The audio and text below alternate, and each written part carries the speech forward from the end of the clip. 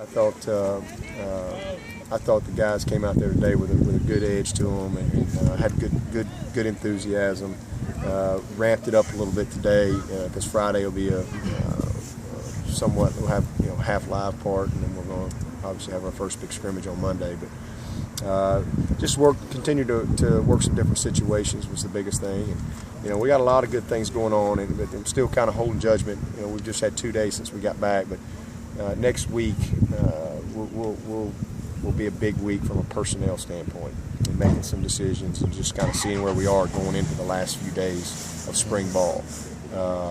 David Beasley has picked himself up off the mat and has fought back hard. He's kind of been in the doghouse a little bit. He's battling through it. So a lot of good things going on. I like what I see in our offensive line.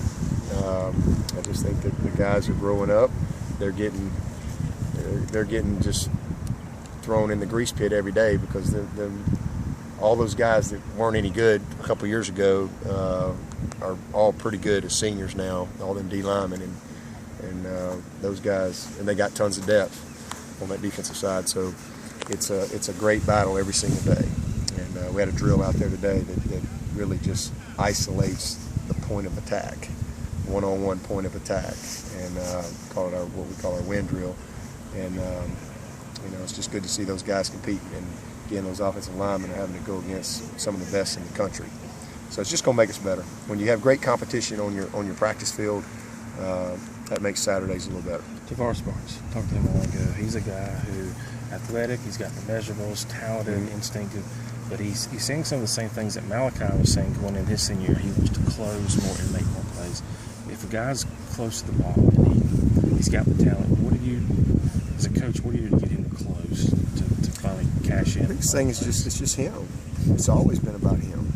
Tavares, as you say, he's got as much talent as anybody. I mean, you have people with no knowledge will come out here and watch practice, and I've had many times I'm like, man, really, who's that number 9?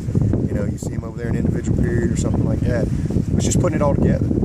It's being dependable daily, and accountable to his teammates as far as executing his job. He's got to put himself in position to make some plays, and then when he gets there, he's got to finish some more plays. But I'm really proud of him. He's been a very focused guy since January. He's done a nice job, and he seems to have a little bit of that sense of urgency that he's lacked. And you know what? Hey, there's been a lot of guys around here that put it together, right there at the end.